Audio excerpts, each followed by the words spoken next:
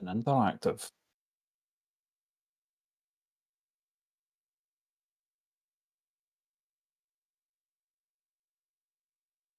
Watched that earlier on.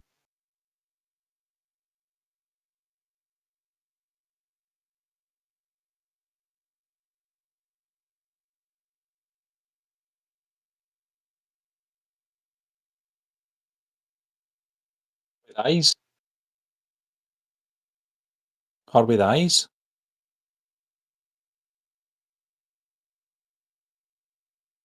Aye, aye. Aye.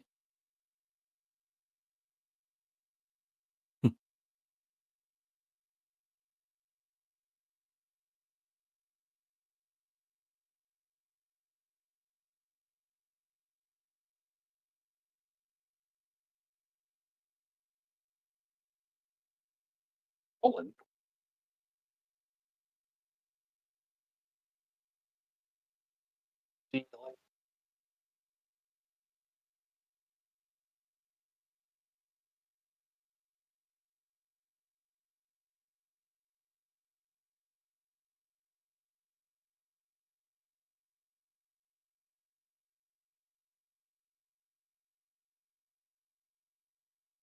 Aye.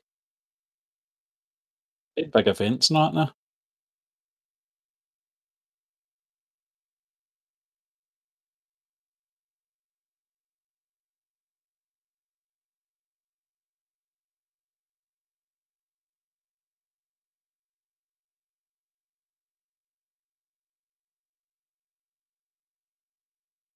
Been watching a lot of Murray's Pish the last few days. Oh, it's hilarious, man. Hilarious.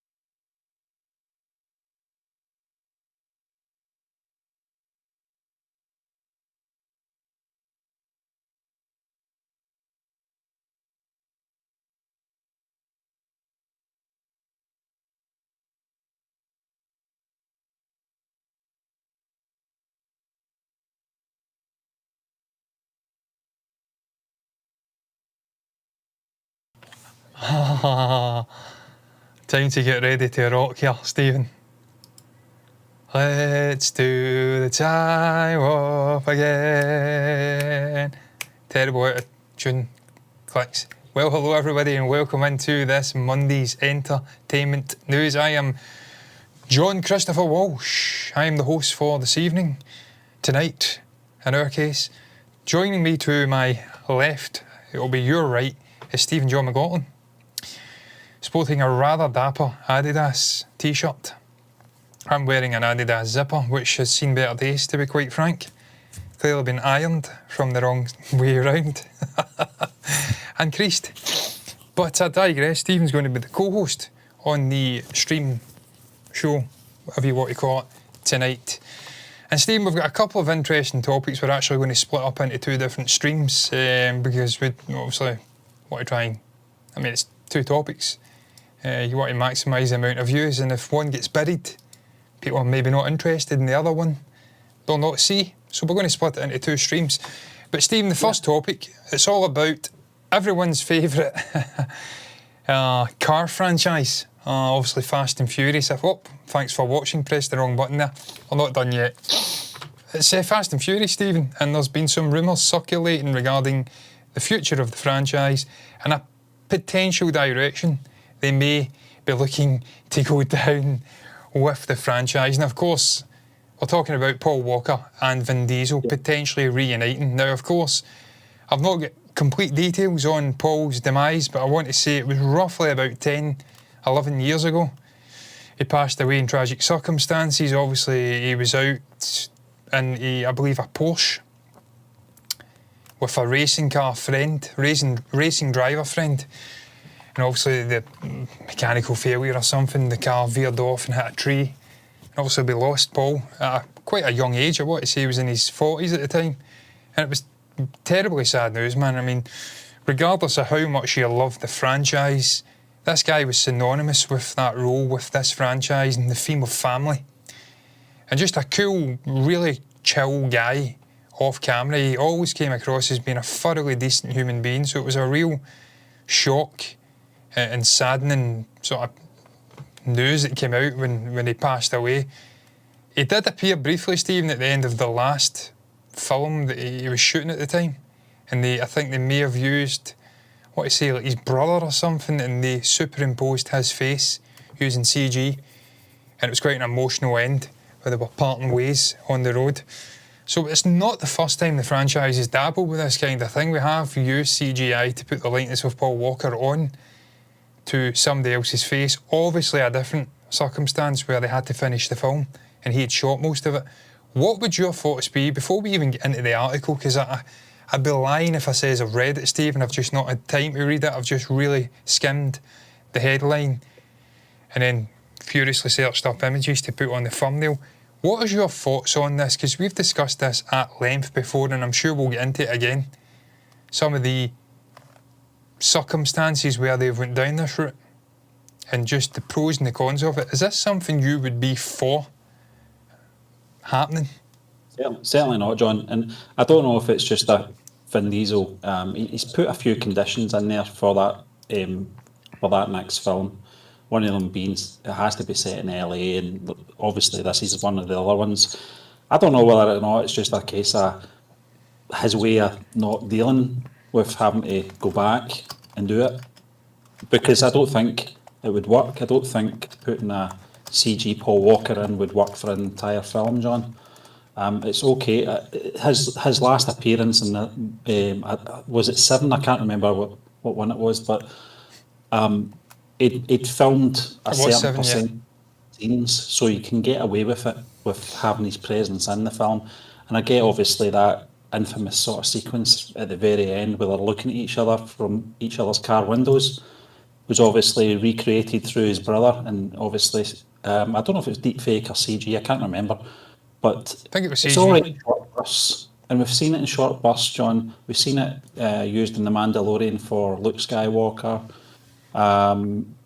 season 2.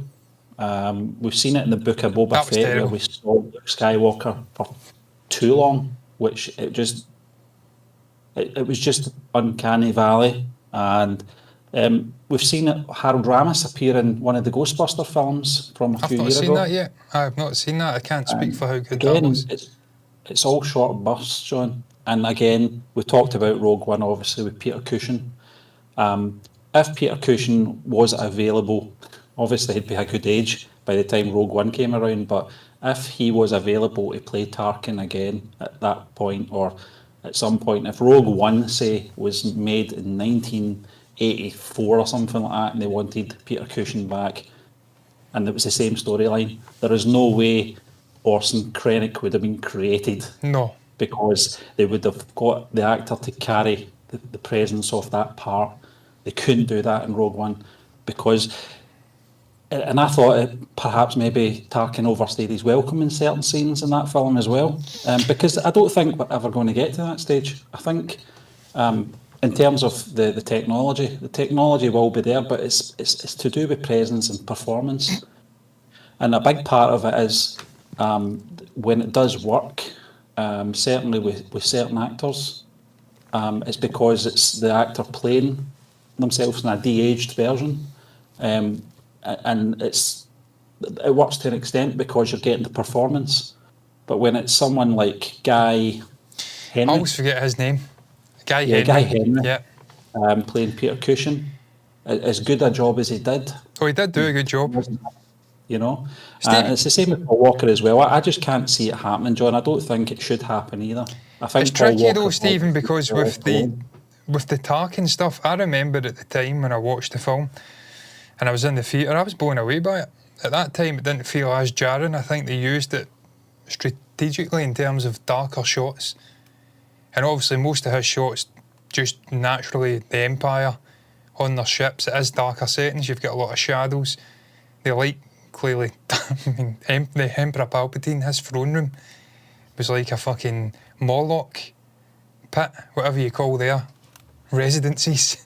Very dark. He was a very pallid, white-looking guy, unwell-looking guy, Emperor Sheev Palpatine, and it just seemed to be something that I don't know, vicarious is not the right word. It just seemed to spew out of him, this darkness, this love of dark aesthetics and subtle little lighting, and just by the nature of CG, we've seen this going back to 1993 with Steven Spielberg's Jurassic Park. It operates well in that setting when you've got harsh lighting and it's dark and you can maybe hide some of the flaws. And I think the use of Tarkin in Rogue One, even though it was overdone at times, I did enjoy it. I wasn't taking out the movie as much as I should have. I think it's the other use of CG in that film that produces the uncanny valley for me, with Princess Leia popping up at the end. She looked dead-eyed. It did not look right at all.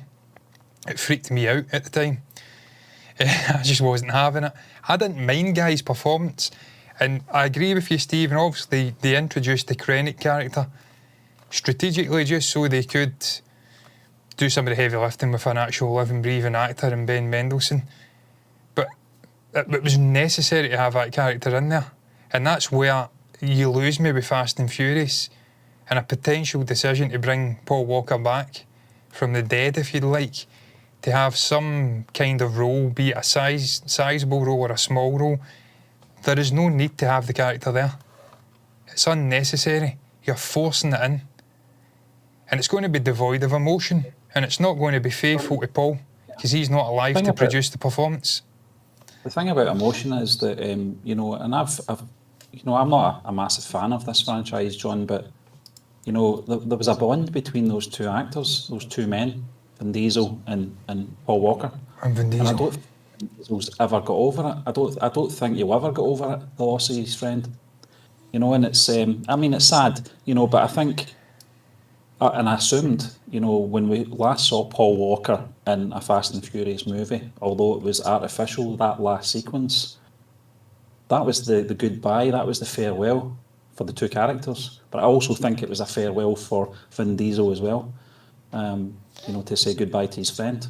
Yeah. So it's just, it's sad, you know, it's sad that we lost him, John. It's funny because, it's not funny, but it's ironic because I remember Paul Walker, the first time I saw him in a film was Pleasantville, and I didn't really think much of him. I just thought he was another bit part sort of actor. You know, I did not see Was him he the come- romantic interest in that film for the daughter? There was a daughter, wasn't there? Yeah, Reese Witherspoon. Yeah. Was he the romantic thing? Yeah, in he that? was. Yeah. Oh, I love Pleasantville. That's a whole other story. I mean, that's a film I've not seen in a long, long time, and I'd love to go back and watch it. Just what they did technically with that film, going from black and white to colour, and obviously the emotion and changing this environment. That was stunning. That was a great film. But I forgot Paul was in that. I was saying, Paul's an actor. I'm not going to sit here and glaze the guy just because he's no longer with us. I'm not one of these people that likes to do that and sort of turn someone into this messiah figure. We've seen that done with John Lennon and other people over the years, Kurt Cobain, and perhaps, off the top of my head, I can't think of many others. But we've seen this done before where they become almost like a messiah figure. I can't think of a better word. You worship at the altar of the individual and you forget all their flaws. I'm certainly not about that life. I'm about saying it like it is. And Paul, he was great as this character and he was great in this franchise, but he was never going to be winning an Academy Award. He's not a high calibre actor. No one in this franchise is a high calibre actor. Vin Diesel isn't a high calibre actor. Tyrese Gibson, great at these kind of roles, not a high calibre actor. Ludacris is a fucking singer. He's not even an actor in my mind. I think of Ludacris, I think of early 2000s, I think of MTV Cribs, I think of like Ja Rule and people like that. That's what conjures up in my mind. It does have its place though, and it's a franchise Gal Gadot, for fuck. that accepts, you know, I don't want to say limited actors, they're not limited, but they've got a niche, you know, and it's certainly in a sort of genre.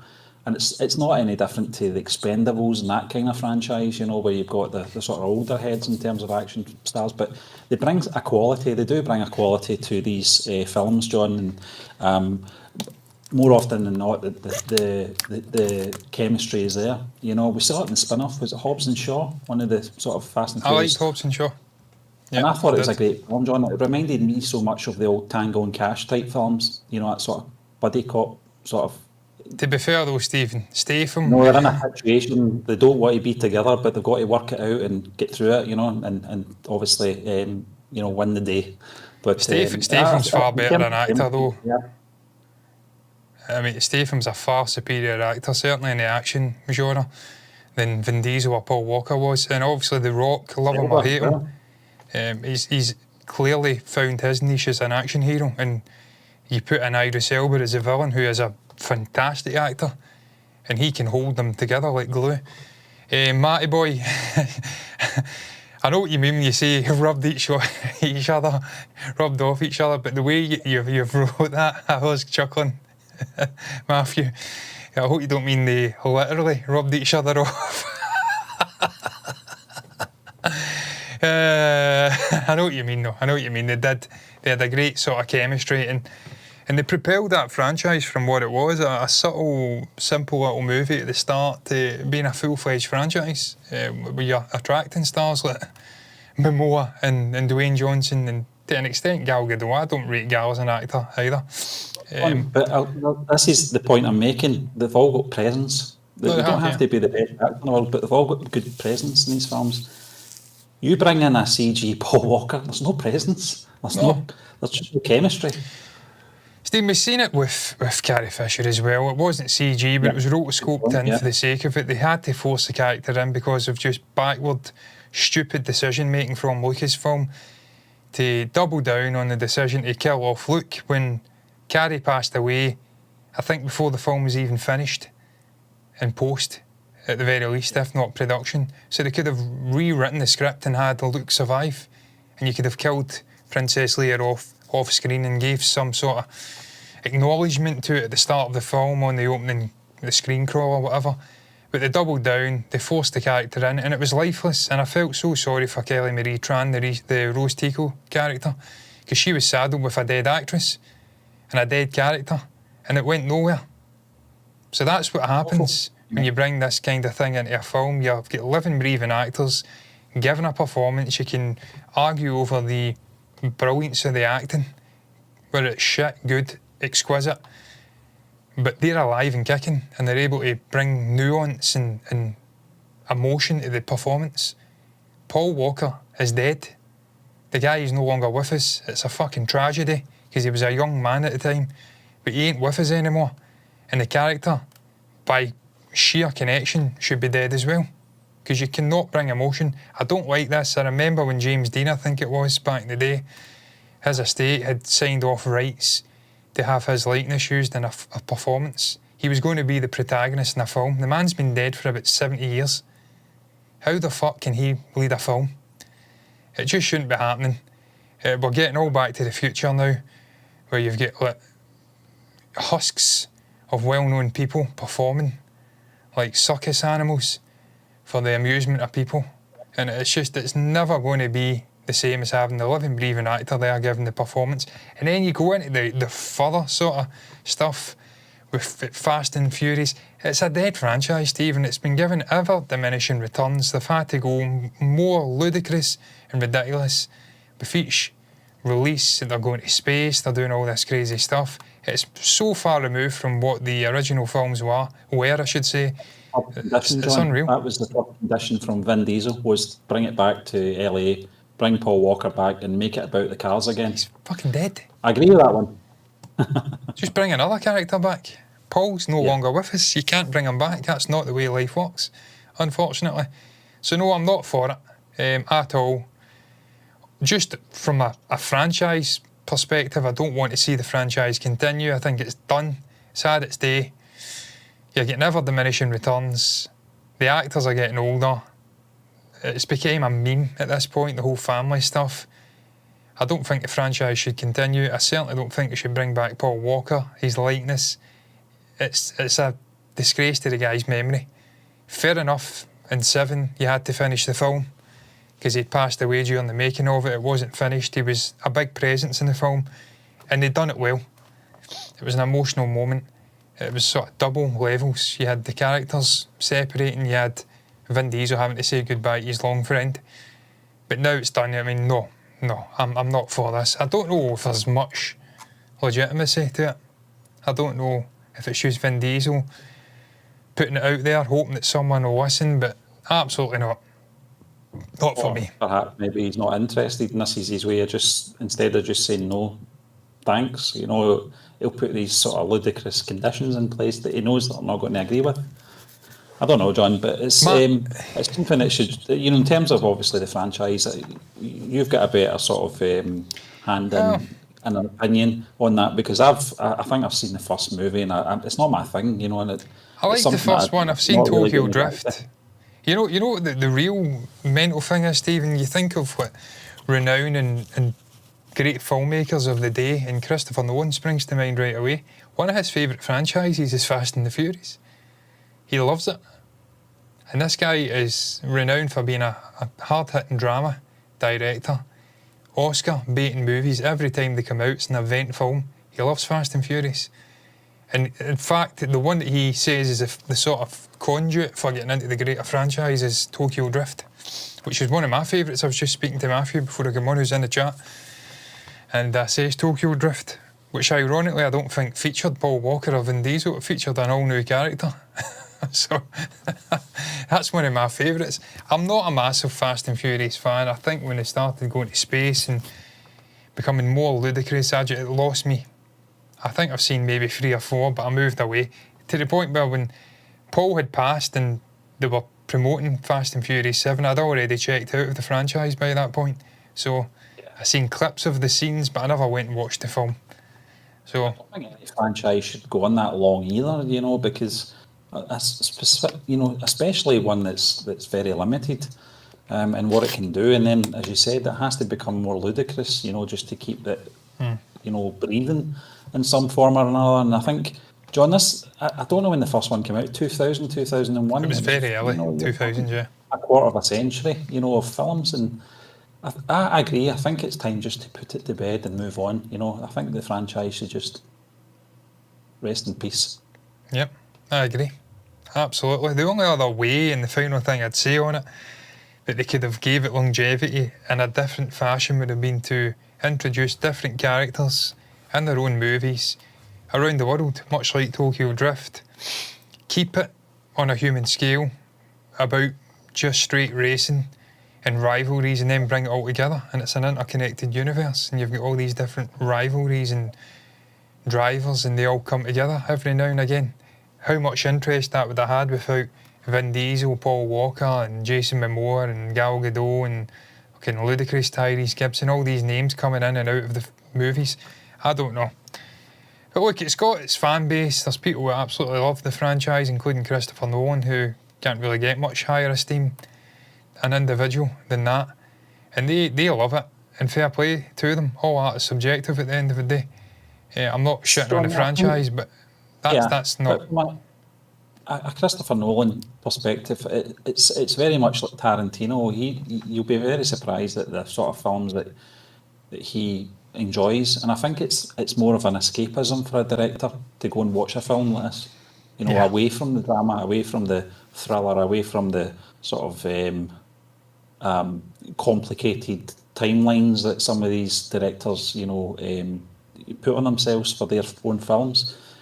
So sometimes it's just good to sit down and watch, an all-action film with all-action heroes in it, and you know what you're going to get. It's not going to be too deep. It's not going to throw a curveball that much, and I think sometimes that's a good thing. There's certainly a lot of good films out there, John, good action films, yeah. Oh, yeah. Very surface level, but there's that degree of enjoyment in them, and I think that's probably where Christopher Nolan's coming from. It is a form of escapism and appreciation for it as well. Stephen, we've seen it with Jason Statham, Bumblebee, and movies like that. We've seen it with Keanu Reeves, with John Wick. I mean, they're not hard-hitting drama movies, but what they are is really well put together action movies. Brilliant to watch. And the leading actors give it their all, and it's a really fun experience watching it in a theatre. The only other franchise I think, it's went on longer than that, but it's the total opposite. It's just went on and on, is obviously the Mission Impossible stuff. And I think it's probably changed the director. They've kept consistent, obviously, with the main character, obviously Tom Cruise's character. Ethan... Yeah, Ethan... Hunt? Ethan Hunt, maybe Ethan Hunt. I can't remember. Jeremy I was going to Hunt. say Cop. But, no, I mean, that's been consistent for the best part of nearly 30 years, John. Ethan Hunt. I think 30 years next year, isn't it? Yeah, mid-90s. It's ridiculous when you think about it. Yeah, but Stephen, even that's starting to lose its legs in terms of returns. Christopher McQuarrie done a great job coming in after JJ shot the bed again, rebooted it and ran off like he always does. Fucking coward. Can't stick the landing with anything. And then when he does come back, he makes a complete pig's ear of it. Shot the bed from Lost. This guy's got previous Star Trek. Fucking honest to God. Least said about that, the better. I blame him for everything with Star Wars. Everyone shits on Rian Johnson. I blame that guy. That guy is a fucking shitebag. I'm not going to mince my words. He had the opportunity to bring the original three back together, and he shat the bed. And it's on his head. So, I don't know why I brought that up. That's lost its way. Even Christopher McQuarrie had a great start, but he's lost his way with it as well. For me, I've not watched the last two. I don't know if I ever will. And I really like Dead Reckoning, I think it was. Is that the last one? The one with the ginger-haired guy. I've lost the plot with Mission Impossible. Love the one in the desert with obviously Simon Pegg and your man whose name I always forget that plays Hawkeye. Jesus Christ. The actor. Okay. Yeah, the actor that got crushed and survived. I'm always blanking his name. It's terrible. Absolutely love the guy as well. Love the actor, love the guy. He's a really inspirational guy. Hawkeye. Jeremy Renner. Don't even have to search it up. Jeremy Renner. I'm sure he was in one of them, Jeremy. If not a couple. So, I enjoyed the reboot. I obviously liked the original ones, but it's just lost its way. It's even, when you start churning out 6, 7, 8, 9, 10, 11, 12 movies, it's like, fuck's sake, how much more can we do with this character? It just becomes stale. I would say, learn from Police Academy. You get to the top film, don't make any more. How many police academies are we at? Steve Gutenberg will be wanting them out again. Yeah. He'll be wanting fucking...